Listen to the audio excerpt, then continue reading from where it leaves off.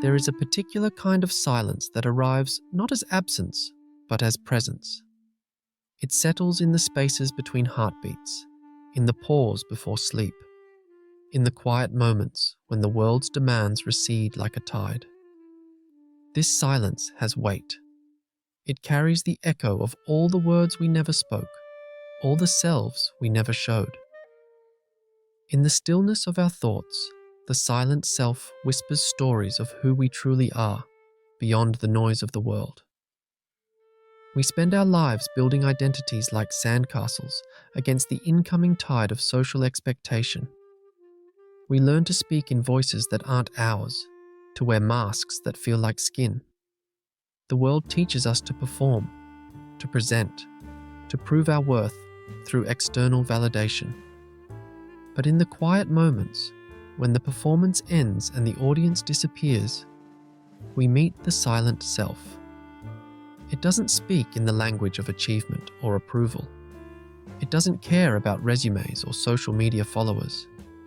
This silent self exists in the space between breaths, in the stillness after laughter fades. It's the part of us that remembers who we were before the world told us who to be. The part that holds our deepest fears and wildest dreams, our unspoken longings and quiet truths. We often mistake this silence for loneliness. We fill it with noise, with music, with conversation, with endless scrolling, afraid of what we might hear if we truly listened. But what if the silence isn't empty? What if it's full? The silent self doesn't shout. It doesn't demand attention. It waits patiently, like a forgotten room in a familiar house, containing everything we've ever been and everything we might become. In this stillness, we begin to hear the echoes of our authentic identity, not the identity constructed from other people's expectations, but the one that emerges from our deepest values, our core beliefs, our essential nature. The silent self holds both our loneliness and our belonging. It contains the ache of isolation and the comfort of connection to something larger than ourselves. It's where we feel most alone and most deeply connected simultaneously. This paradox is the heart of the human experience. We fear the silence because we fear what we might find there. But what if what we find is not emptiness, but wholeness? The silent self whispers in the language of symbols and feelings, of memories and intuitions. It speaks through dreams and sudden insights, through the pull of nostalgia and the push of inspiration. We spend so much energy running from this silence, filling our lives with distractions and achievements. But the silent self waits. It knows that eventually we will have to listen. What stories does your silent self tell when the world goes quiet? What truths does it hold that you've been too busy to hear? In the stillness, we begin to understand that the silent self is not our enemy, but our most faithful companion. It carries the blueprint of our authentic identity, waiting for us to have the courage to build from it.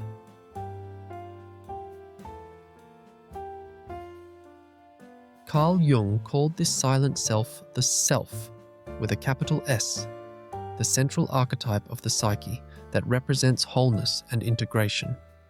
It stands in contrast to the persona, the mask we wear to navigate the social world.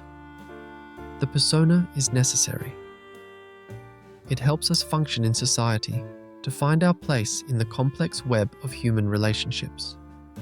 But when we confuse the persona with who we truly are, we lose touch with the silent self. This is where the looking glass self-theory becomes relevant. Developed by sociologist Charles Horton Cooley, it suggests that our self-concept develops through how we imagine others see us. We become reflections of the reflections we receive. We build our identities like mosaics from the fragments of approval and rejection we collect throughout our lives. We learn which parts of ourselves are acceptable and which must be hidden.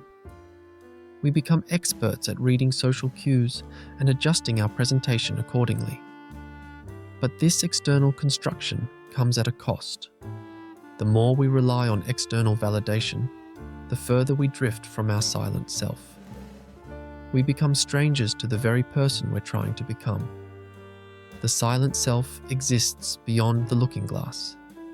It doesn't change based on who's watching or what they think.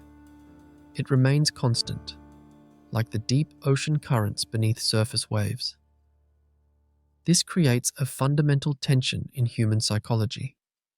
We need social connection to survive, but social connection often requires us to sacrifice parts of our authentic self. We become caught between the need to belong and the need to be true to ourselves. The silent self holds what Jung called the shadow. The parts of ourselves we've repressed or denied because they don't fit our ideal self-image. These aren't necessarily negative qualities, just aspects that don't align with who we think we should be.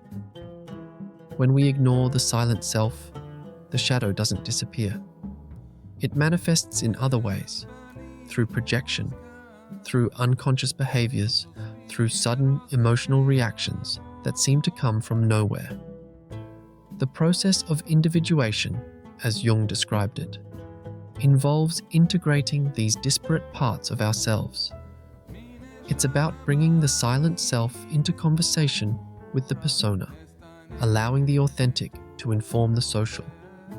But this requires courage. It means facing the parts of ourselves we've been taught to hide. It means questioning the identities we've worked so hard to build. The silent self doesn't offer easy answers. It asks difficult questions. It challenges our assumptions about who we are and what matters. In a world that values extroversion and constant communication, the silent self can feel like a liability. We're taught that being alone with our thoughts is something to avoid, a sign of social failure or emotional instability. But what if the opposite is true? What if the ability to be with our silent self is the foundation of psychological health? The silent self is where we process our experiences, where we integrate new information, where we make meaning from the chaos of daily life. Without this inner space, we become reactive rather than reflective, constantly responding to external stimuli without understanding our internal landscape. This setup reveals the central paradox. The very thing we fear, the silence within, contains the key to understanding who we truly are. The path to authentic identity runs directly through the territory we've been taught to avoid.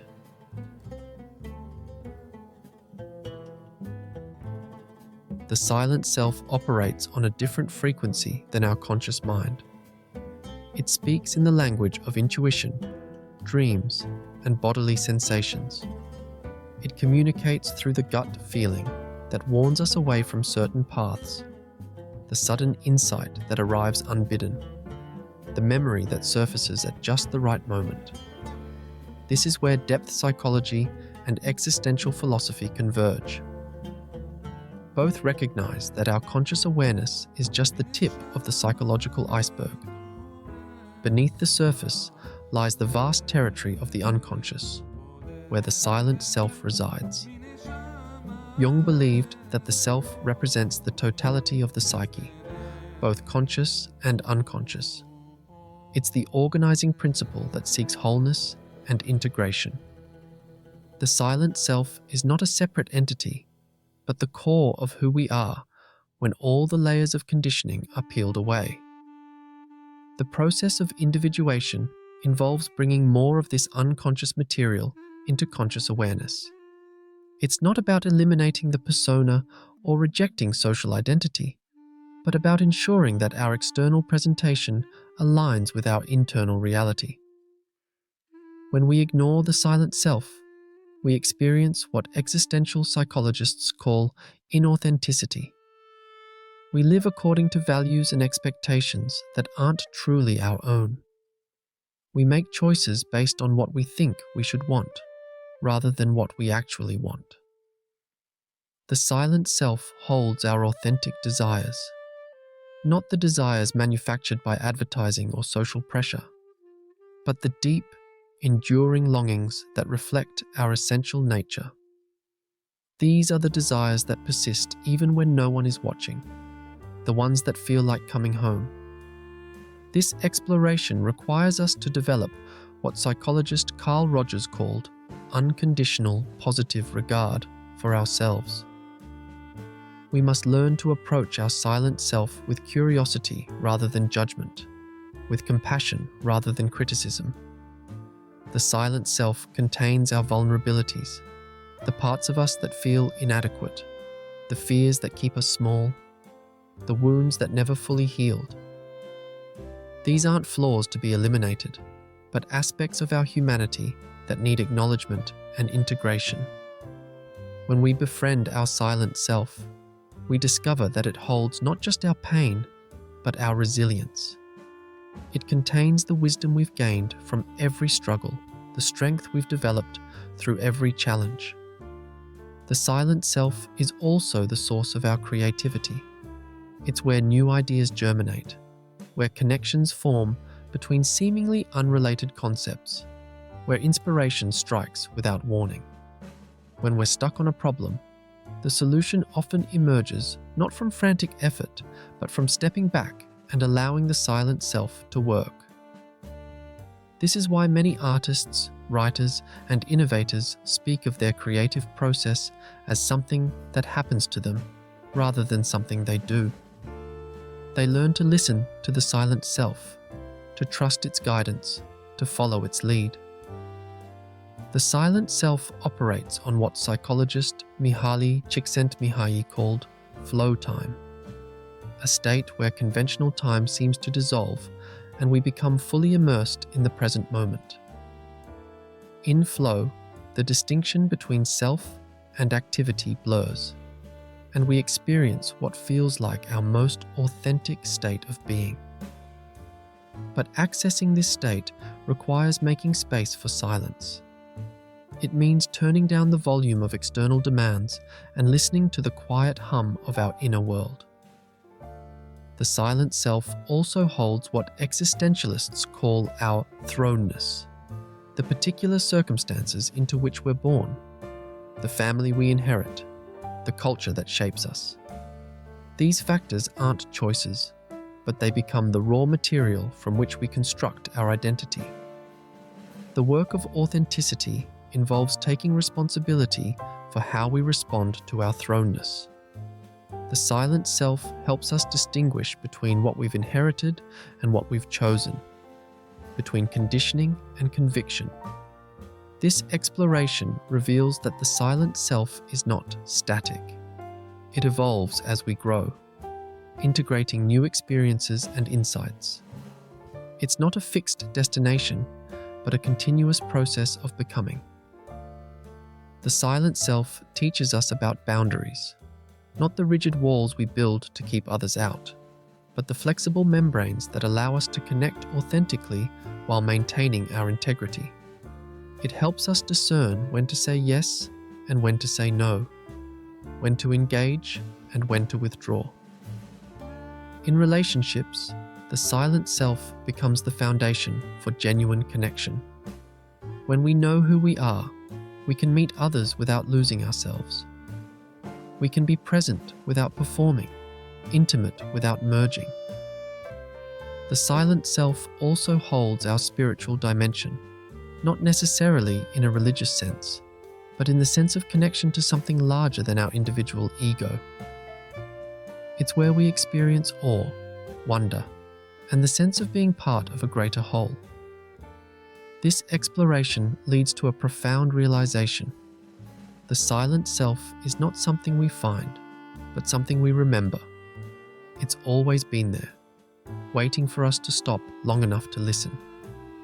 The journey to the silent self is not about adding anything new, but about removing what doesn't belong.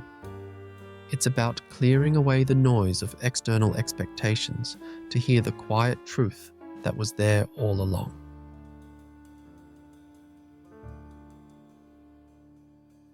There comes a moment in this exploration when understanding shifts from intellectual to emotional, when the concepts we've been studying suddenly become lived experience, when we realize that the silent self is not an abstract idea, but the very ground of our being. This is the moment of reflection, the turning point where we stop trying to fix ourselves and start listening to ourselves, where we exchange judgment for curiosity, resistance for acceptance. The silent self doesn't need to be healed or improved. It needs to be heard. It needs the space to express what it already knows, to share the wisdom it's been holding all along. When we finally stop running from the silence, we discover something remarkable. The loneliness we feared was actually the space where we meet our most faithful companion. The emptiness we avoided was actually fullness in disguise. This reflection requires courage. It means sitting with discomfort without immediately reaching for distraction. It means allowing difficult emotions to surface without trying to push them away. It means being present with whatever arises, trusting that the silent self can handle it. The silent self holds our grief, not as something to be overcome, but as evidence of our capacity to love. It holds our anger, not as something dangerous, but as a signal that our boundaries have been violated. It holds our fear, not as weakness, but as wisdom about what matters. When we befriend these emotions, instead of fighting them, they lose their power to control us. They become messengers rather than masters, guides rather than enemies. This reflection reveals that much of our suffering comes not from the emotions themselves, but from our resistance to them. The silent self teaches us how to be with what is, rather than constantly trying to change it. In this space of acceptance, we begin to notice patterns. We see how certain situations trigger familiar responses. We recognize the stories we tell ourselves about who we are and what we're capable of. The silent self holds these patterns not as limitations, but as information. They show us where we've been wounded, where we've adapted, where we've learned to survive. With this understanding comes compassion for ourselves and for others. We realize that everyone is carrying their own silent self, their own unspoken stories, their own hidden wounds. This compassion transforms our relationships. We stop expecting others to fill our emptiness and start appreciating them for who they are. We stop trying to change people and start accepting them. The silent self also teaches us about timing. It knows when to speak and when to remain silent, when to act and when to wait. It understands that growth cannot be forced, only allowed. In this reflection, we begin to trust the silent self's guidance. We learn to distinguish between its quiet wisdom and the loud demands of fear or desire. We develop what feels like an internal compass, pointing us toward what's truly right for us. This doesn't mean life becomes easy. The silent self doesn't promise happiness or success. It promises authenticity, the freedom to be who we are, even when it's difficult. The reflection phase is often accompanied by a sense of mourning. We grieve the time we spent ignoring the silent self, the choices we made from fear rather than truth, the relationships built on false premises. But this mourning is cleansing. It makes space for what's real to emerge. It allows us to release what no longer serves us and embrace what does. The silent self becomes our anchor in times of change and uncertainty. When external circumstances shift, when relationships end, when identities dissolve, the silent self remains. It's the constant amid the variables, the still point in the turning world. This reflection leads to a profound sense of belonging, not to a particular group or identity, but to life itself. We realize that we're part of something larger, connected to all beings through our shared humanity. The loneliness that once felt like a prison becomes a portal to connection. The silence that once felt empty becomes full of presence. In this reflection, we understand that the silent self was never lost. We were just too noisy to hear it.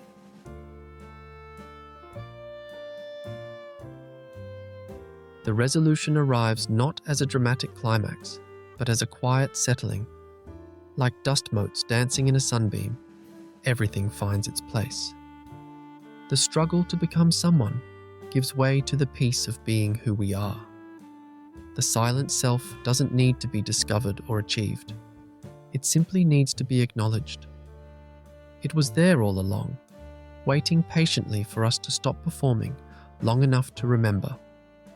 This realization brings a profound sense of relief. The exhausting work of maintaining a false self can finally end. The constant anxiety about whether we're good enough, whether we belong, whether we're doing it right, it all begins to dissolve. The silent self teaches us that belonging isn't something we earn through achievement or approval. It's our birthright. We belong because we exist. We matter because we're here. This doesn't mean we stop growing or striving. Rather, our motivation shifts. We no longer seek validation from external sources. We pursue what matters because it aligns with our values, not because it will make us look good. The silent self becomes our internal reference point. When faced with decisions, we no longer ask, "What will people think?" but "What feels true to me?" We learn to trust the quiet voice that knows what's right for us, even when it contradicts conventional wisdom. This doesn't make us selfish or narcissistic. Quite the opposite. When we're grounded in our silent self, we have more to offer others. We can be present without needing anything in return. We can love without clinging, give without expectation. The resolution involves embracing paradox. The silent self is both individual and universal. It contains our unique fingerprint while connecting us to something larger than ourselves. It holds our solitude and our communion simultaneously. We learn that silence and sound are not opposites, but partners in the dance of existence. The silent self needs the noise of the world to define its boundaries, just as the noise needs the silence to find its meaning. The journey to the silent self is never complete. It's a continuous process of listening, integrating, and remembering. Some days we'll forget and get caught up in external validation. Other days we'll remember and return to our center. But each time we remember, the path back becomes clearer. The silent self becomes more familiar, more trusted, more loved. In the end, we realize that the silent self was never separate from us. It was the part of us that remained authentic amid all the adaptations and compromises. The part that never bought into the idea that we needed to be different to be worthy. The resolution brings a new kind of freedom. The freedom to be imperfect, to be vulnerable, to be human. The silent self doesn't demand perfection. It asks only for presence, for the courage to show up as we are, without apology or pretense. This doesn't mean life becomes easy. Challenges still arise. Pain still visits. But we meet these experiences differently. We no longer see them as evidence of our inadequacy, but as part of the human journey. The silent self becomes our sanctuary, not an escape from the world, but a foundation within it, a place we can return to when we feel lost or overwhelmed, a source of strength that never runs dry. In this resolution, we understand that the silent self was never something to find, but something to remember. It was there in our first breath, and it will be there in our last, The echoes in quiet are not ghosts of what we've lost, but whispers of what we've always been. The silent self doesn't speak of absence, but of presence. Not of loneliness, but of belonging. And in that belonging, we finally come home to ourselves.